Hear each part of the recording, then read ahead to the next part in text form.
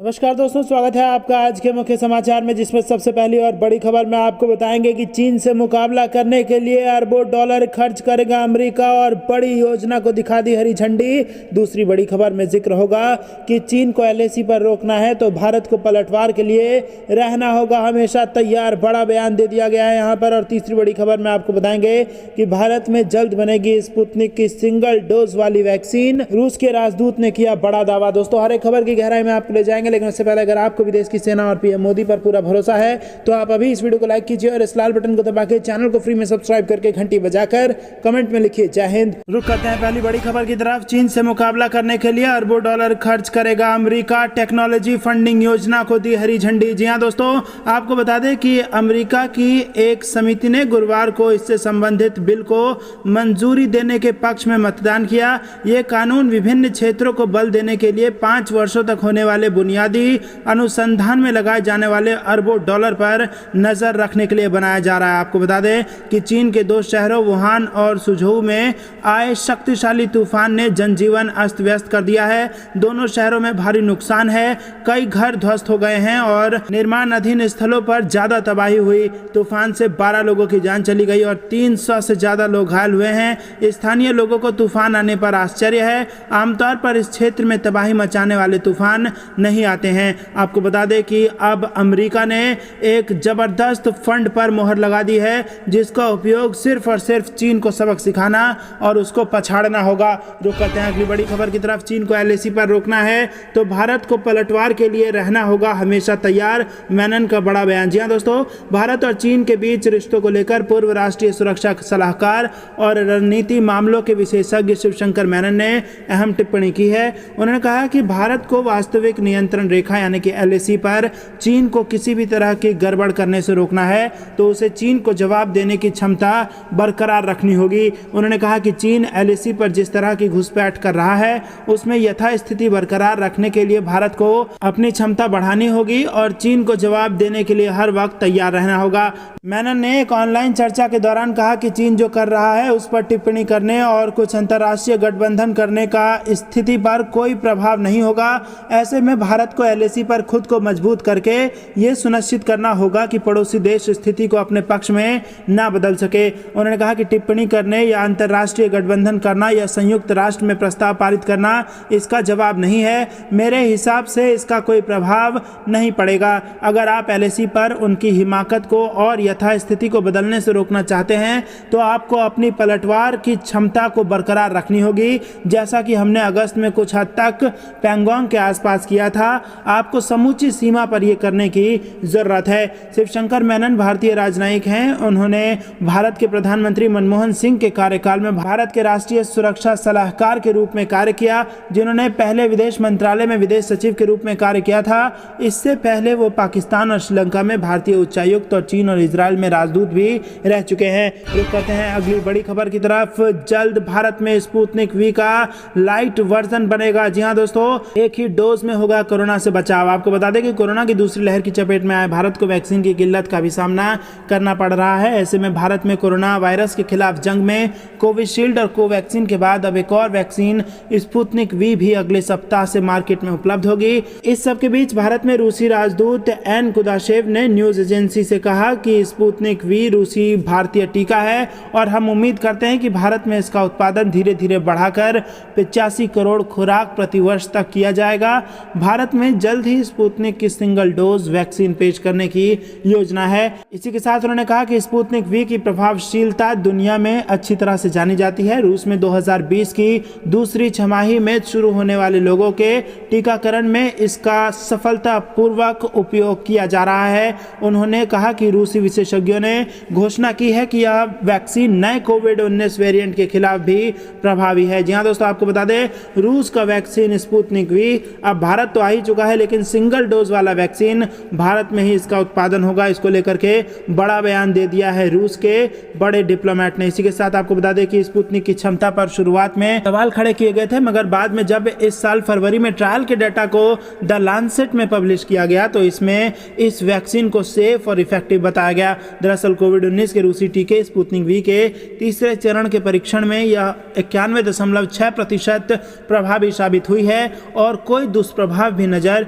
नहीं आया। The Lancet journal में प्रकाशित आंकड़ों के अंतरिम विश्लेषण में यह दावा किया गया है कि अध्ययन के ये नतीजे करीब 20,000 प्रतिभागियों से एकत्र किए गए आंकड़ों के विश्लेषण पर आधारित है। दोस्तों रुक करते हैं अगली बड़ी खबर की तरफ। चक्रवात तौकते से निपटने की चुनौती को लेकर पीएम मोदी ने की हाई लेवल की मीटिंग। जी हां दोस्तों, बेहद बड़ी खबर यहां पर निकल के आ रही है और यहां पर आपको बता दें कि चक्रवात तौकते से उत्पन्न स्थिति से निपटने के लिए प्रधानमंत्री मोदी ने आज संबंधित राज्यों और केंद्रीय मंत्रालयों की तैयारियों की समीक्षा के लिए उच्च स्तरीय बैठक की।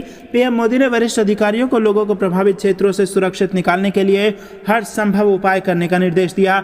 बिजली, दूरसंचार, स्वास्थ्य, पेयजल जैसी सभी आवश्यक सेवाओं की व्यवस्था सुनिश्चित कराने को कहा। पीएम ने अस्पतालों में कोविड प्रबंधन, vaccine cold chain, power backup और चक्रवात के कारण संवेदनशील स्थानों पर आवश्यक दवाओं के भंडारण के लिए विशेष तैयारी की आवश्यकता पर भी जोर दिया। भारत मौसम विज्ञान विभाग ने बताया कि चक्रवात तौकते 18 मई की दोपहर या शाम के आसपास पोरबंदर और नलिया के बीच गुजरात तट पर टकरा सकता है, जिसकी गति 175 किलोमीटर प्रति घंटा तक है और गुजरात के तटीय जिलों में भारी वर्षा होने की संभावना है, जिसमें जूनागढ़ और गिर सोमनाथ में अत्यधिक भारी वर्षा और सौराष्ट्र, कच्छ और दीव जिलों में कुछ स्थानों पर भारी से बहुत भारी बारिश हो सकती है। बैठक में कहा गया कि कैबिनेट सचिव सभी तटीय राज्यों के मुख्य सचिवों और संबंधित केंद्रीय मंत्रालयों एजेंसी के लगातार संपर्क में है। गृह मंत्रालय 24/7 स्थिति की समीक्षा कर रहा है और राज्य सरकारें, केंद्र शासित प्रदेशों और संबंधित केंद्रीय एजेंसियों के संपर्क में है। गृह मंत्रालय ने भी सभी राज्यों को एसडीआरएफ की पहली खेप जारी कर दी है।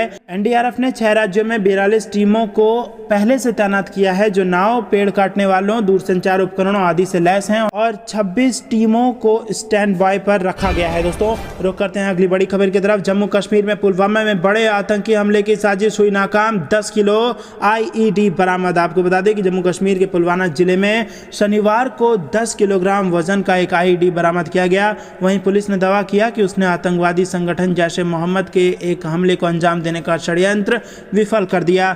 एक अधिकारी ने कहा कि आईईडी को इस गुप्त सूचना पर बरामद किया गया कि आतंकवादी संगठन जैश ए मोहम्मद हमले को अंजाम देने का षड्यंत्र रच रहा है। अधिकारी ने कहा कि कुछ संदिग्धों से पूछताछ की गई और पुलवामा में 10 किलोग्राम वजन का एक आईईडी बरामद किया गया। भारतीय सीमा सुरक्षा बल ने बीते शुक्रवार को जम्मू कश्मीर के सांबा जिले में सीमा से सटे क्षेत्रों में पाकिस्तानी ड्रोन द्वारा गिराई गई एक AK-47 राइफल, एक पिस्तौल और गोला बारूद बरामद किया।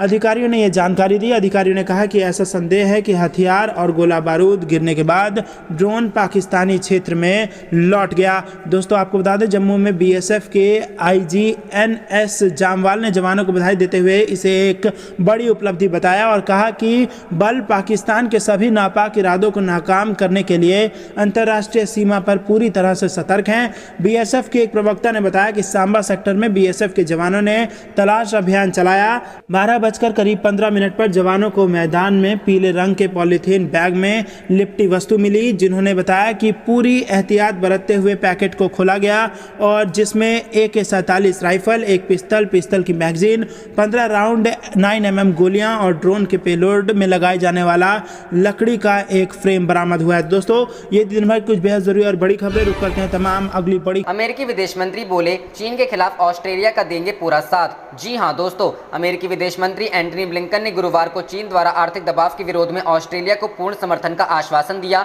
यहां आई ऑस्ट्रेलिया के विदेश मंत्री मॉरिस पायने के साथ प्रेस वार्ता में को संबोधित करते हुए ब्लिंकन ने कहा कि संयुक्त राज्य अमेरिका चीन के सामने ऑस्ट्रेलिया को मैदान पर अकेला नहीं छोड़ेगा। अमेरिका और ऑस्ट्रेलिया के राजनयिकों ने चीन पर चर्चा करने के बाद कहा कि दोनों देश क्वाड सहयोग के जरिए और अधिक काम करना चाहते हैं। पायने ने कहा कि हमने ऑस्ट्रेलिया के चीन के साथ रिश्तों पर बातचीत की। उन्होंने कहा, हम चीन से रचनात्मक संबंध चाहते हैं और फिर से संवाद शुरू करने को तैयार हैं। इस बीच ब्लिंकन ने कहा, अमेरिका निश्चित ही ऑस्ट्रेलिया को अकेला नहीं छोड़ेगा, खासतौर से चीन की ओर से आर्थिक दबाव के मामले में। इस दौरान अमेरिकी विदेश मंत्री टोनी ब्लिंकन ने कहा, मुक्त व खुले हिंद प्रशांत क्षेत्र की साझा सोच को आगे बढ़ाने की खातिर हम भारत और जापान के साथ मिलकर काम कर रहे हैं। ब्लिंकन ने कहा, हम बड़ी और जटिल चुनौतियों से निपट रहे हैं। इनमें पूर्व और दक्षिण चीन सागर में अंतर्राष्ट्रीय नियम का पालन सुनिश्चित करना और कोविड-19 रोधी टीकों की दुनिया भर में सुरक्षित एवं प्रभावी पहुंच बनाना शामिल है। उन्होंने भारत, जापान व ऑस्ट्रेलिया के साथ राष्ट्रपति जो बाइडेन द्वारा मार्च में आयोजित क्वाड शिखर सम्मेलन को गौरव का विषय बताते हुए कहा कि हम आगामी महीनों और वर्षों में अपने सहयोगियों के सहयोग से और अधिक काम करने के लिए उत्साहित हैं। रुख करते हैं अगली खबर की तरफ। मानवाधिकार संगठनों के निशाने पर चीन, शिनजियांग में उइगरों का हाल जानने के लिए बनाया दबाव। जी हां दोस्तों, शिनजियांग में उइगर मुसलमानों पर अत्याचारों को लेकर चीन एक बार फिर मानवाधिकार संगठनों के निशाने पर है। कई पश्चिमी देशों और मानवाधिकार संगठनों ने संयुक्त राष्ट्र में चीन से एक बार फिर अपने देश के उत्तर पश्चिम क्षेत्र के शिनजियांग प्रांत में मूल निवासी अल्पसंख्यकों की स्थिति का जायजा लेने की अनुमति देने को कहा है, ताकि संयुक्त राष्ट्र मानवाधिकार संगठन के प्रमुख इन इलाकों का निर्बाध दौरा कर सके। संयुक्त राष्ट्र में चीन द्वारा अपने समर्थन में ऐसी बैठकें टालने की कोशिश करने के लिए लॉबी करने के बावजूद विगत 12 मई को जर्मनी, ब्रिटेन और अमेरिका के नेतृत्व में कम से कम 18 देशों ने कुल सिविल सोसाइटी के साथ मिलकर चीन पर दबाव बनाने के लिए बैठक की। संयुक्त राष्ट्र की इस वर्चुअल बैठक में संयुक्त राष्ट्र में ब्रिटेन की राजदूत बारबरा वुडवर्ड ने कहा कि वह सब लोग यहाँ चीन से यह कहने के लिए आए हैं कि वह तत्काल और उचित तरीके से उनके कार्यालय और संयुक्त राष्ट्र के मानवाधिकार उच्चायुक्त को उनके शिकायत वाले इलाकों की जाँच करने की इजाज़त दें।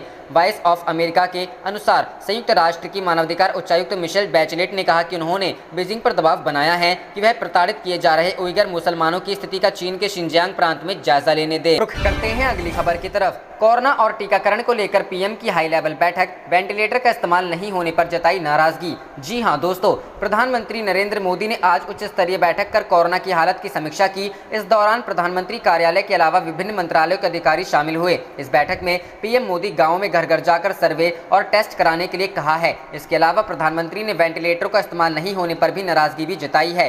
पीएम ने देश में कोविड और टीकाकरण संबंधी स्थिति पर चर्चा के लिए एक उच्च स्तरीय बैठक की अध्यक्षता की। अधिकारियों ने प्रधानमंत्री को देश में कोविड से संबंधित मौजूदा स्थिति के बारे में जानकारी दी। पीएम को बताया गया कि देश में परीक्षण तेजी से बढ़ा है। मार्च की शुरुआत में प्रति सप्ताह लगभग 50 लाख परीक्षण से अब प्रति सप्ताह लगभग 1.3 करोड़ परीक्षण हो गए हैं। उन्होंने पीएम को धीरे धीरे घटती टेस्ट पॉजिटिविटी रेट और बढ़ती रिकवरी रेट की भी जानकारी दी। यह चर्चा की गई कि स्वास्थ्य कर्मियों, राज्य सरकारों और केंद्र सरकार के प्रयासों के परिणाम स्वरूप अब मामले कम हो रहे हैं। बैठक के दौरान अधिकारियों ने कोविड की राज्य और जिला स्तर की स्थिति, परीक्षण, ऑक्सीजन की उपलब्धता, स्वास्थ्य संबंधी बुनियादी ढांचे, टीकाकरण रोड मैप पर विस्तृत प्रस्तुति दी। पीएम ने कहा कि विशेष रूप से उन राज्यों के लिए स्थानीय नियंत्रण रणनीति समय की जरूरत है जहां जिलों में टीपीआर अधिक है। प्रधानमंत्री ने निर्देश दिया कि आरटी-पीसीआर और रैपिड टेस्ट दोनों के उपयोग के साथ विशेष रूप से उच्च परीक्षण सकारात्मकता दर वाले क्षेत्रों में परीक्षण को और बढ़ाया जाना चाहिए। पीएम ने कहा कि राज्यों को अपने प्रयासों पर प्रतिकूल प्रभाव दिखाने के दबाव के बिना पारदर्शी तरीके से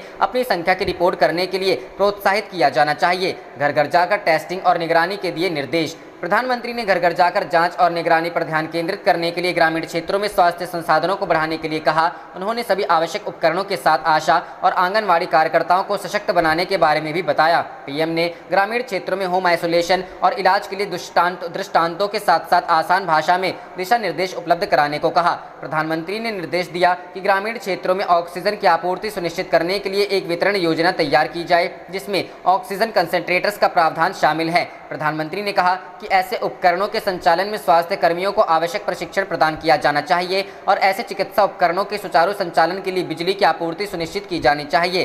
प्रधानमंत्री ने कुछ राज्यों में वेंटिलेटर का उपयोग सही से नहीं होने की कुछ रिपोर्टों को गंभीरता से लिया और निर्देश दिया कि केंद्र सरकार द्वारा प्रदान किए गए वेंटिलेटर की स्थापना और संचालन का तत्काल ऑडिट किया जाना चाहिए। प्रधानमंत्री ने कहा कि यदि आवश्यक हो तो स्वास्थ्य कर्मियों को वेंटिलेटर के ठीक से संचालन के लिए प्रशिक्षण दिया जाना चाहिए। रुख करते हैं अगली खबर की तरफ। चीन में एक साथ आए 2 तूफानों ने मचाई भारी तबाही, अब तक 12 लोगों की मौत, 400 से ज्यादा घायल। जी हां दोस्तों, चीन के मध्य और पूर्वी हिस्से में आए 2 भीषण तूफानों ने भारी तबाही मचाई है, जिसके चलते अभी तक कम से कम 12 लोगों की मौत हो गई है, जबकि 400 से अधिक लोग घायल हुए हैं। चीन के वुहान में शुक्रवार रात तूफान आने पर 160 मील प्रति घंटे की रफ्तार से हवाएं चलने लगी। ये वही जगह है जहां से कोरोना वायरस महामारी की शुरुआत हुई थी। यहां 8 लोगों की मौत हो गई है और 280 से अधिक लोग घायल हुए हैं। अधिकारियों का कहना है कि रात के करीब 8:40 पर 26,000 घरों की बिजली चली गई, क्योंकि तेज हवाओं के कारण पेड़ और बिजली के खंभे टूटकर जमीन पर गिर गए, जिसके चलते 30 घरों को क्षति पहुंची है और उनका मलबा सड़क पर खड़े वाहनों पर आकर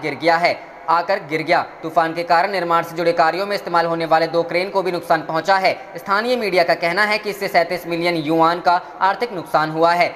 सुजहो में भी आया भीषण तूफान। वुहान के अलावा एक अन्य तूफान शंघाई के पास स्थित सुजहो में आया है। यहाँ शुक्रवार शाम 7 बजे 200 किलोमीटर प्रति घंटे की रफ्तार से हवाएं चलने लगी थी। यहाँ 4 लोगों की मौत हो गई है और एक शख्स लापता है। स्थानीय अधिकारियों का कहना है कि तूफान के कारण बड़ी संख्या में लोग घायल हुए हैं। एक तस्वीर सामने आई है जिसमें वुहान में इमारत का मलबा गिरा हुआ दिखाई दे रहा है, जिसे वहां मौजूद कर्मचारी साफ कर रहे हैं।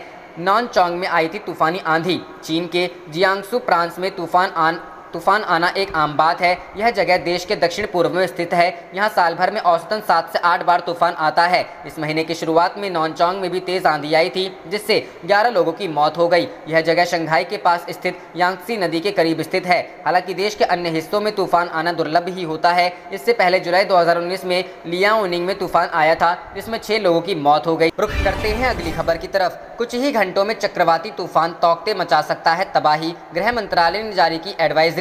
जी हां दोस्तों, भारत मौसम विज्ञान विभाग द्वारा चक्रवाती तूफान तौकते को लेकर जारी चेतावनी के मद्देनजर गुजरात सरकार ने बचाव की तैयारियां कर ली है। मुख्यमंत्री विजय रूपाणी ने कहा कि सौराष्ट्र क्षेत्र के जिलों में घरों, सड़कों और बिजली व संचार लाइनों के नुकसान का पूर्वानुमान जताया गया है। आईएमडी ने कहा कि अरब सागर के ऊपर बना दबाव का क्षेत्र अब चक्रवाती तूफान तौकते में तब्दील हो गया है। एनडीआरएफ की टीमें तैनात। चक्रवाती तूफान तौकते के 18 मई के आसपास पोरबंदर और नलिया के बीच गुजरात तट को पार करने की संभावना है। इस दौरान सौराष्ट्र और कच्छ के तटों के पास बेहद तेज बारिश के साथ ही 175 किलोमीटर प्रति घंटे तक की रफ्तार से हवाएं चल सकती हैं। आईएमडी के मुताबिक तौकते 16 से 18 मई के बीच अत्यंत भीषण चक्रवाती तूफान के रूप में रहेगा। रूपाणी ने कहा कि एनडीआरएफ की टीमें तैनात की जा रही हैं। प्रशासन अलर्ट पर। मुख्यमंत्री रूपाणी ने बनासकांठा जिले के पालनपुर में कहा, राज्य सरकार ने पूरी तैयारियां की है और एक कंट्रोल रूम भी स्थापित किया गया है। सौराष्ट्र और दक्षिण गुजरात के जिलों के प्रशासन को सतर्क किया गया है, क्योंकि ये क्षेत्र चक्रवात से प्रभावित हो सकते हैं। एनडीआरएफ के दल राज्य में पहुंच रहे हैं और उन्हें तैनात किया जाएगा। उन्होंने कहा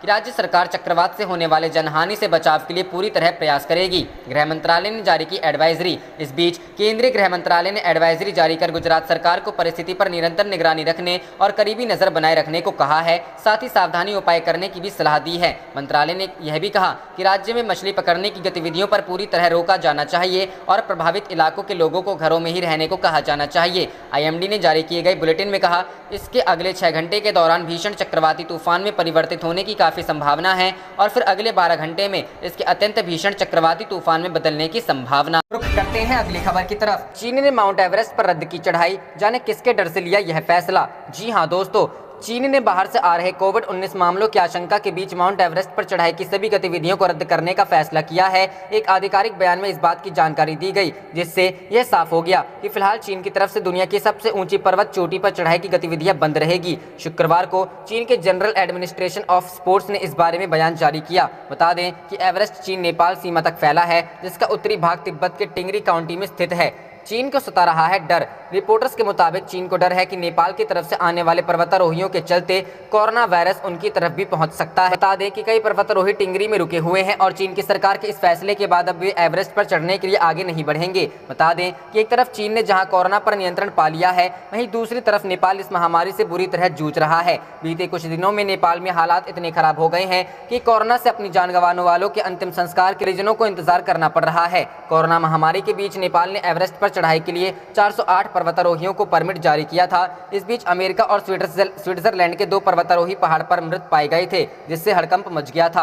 हालांकि नेपाल ने जानकारी दी कि इन मौतों का संबंध कोरोना वायरस से नहीं था। कई पर्वतारोहियों को एवरेस्ट के बेस कैंप से काठमांडू स्थित एक CIWEC अस्पताल में एयरलिफ्ट किया गया था, जहां उनका इलाज चल रहा था। इनमें से कई कोरोना वायरस से संक्रमित पाए गए थे। वायरस को मात देने के बाद इन सभी को अस्पताल से छुट्टी दे दी गई। रुख करते हैं अगली खबर की तरफ। कोरोना महामारी को लेकर चौतरफा घिर गया है चीन। वुहान के लैब से कैसे निकला वायरस, अब तसल्ली से होगी जांच। जी हां दोस्तों, चीन के वुहान स्थित रिसर्च लैब से कोरोना वायरस का दुनिया भर में फैलने के मामले की गंभीरता के साथ जांच होगी। अमेरिका और ब्रिटेन के वैज्ञानिकों के ग्रुप ने कोरोना महामारी की उपज का पता लगाने के लिए और अधिक गंभीरता से जांच करने की अपील की है। चीन की ओर से लगातार यह तर्क दिया जा रहा है कि वुहान शहर स्थित वायरस रिसर्च लैब से पागन कोरोना महामारी फैलाने वाला कीटाणु बाहर निकल गया और फिर वह वुहान के जानवर मार्केट से लोगों को संक्रमित करना शुरू कर दिया। दूसरी ओर अभी हाल ही में अमेरिकी खुफिया एजेंसी ने बड़ा खुलासा करते हुए यह कहा है कि चीन ने कोरोना वायरस का इस्तेमाल जैविक हथियार के तौर पर किया है। उसने इस वायरस के जरिए पूरी दुनिया के साथ अघोषित तृतीय विश्व युद्ध छेड़ दिया है।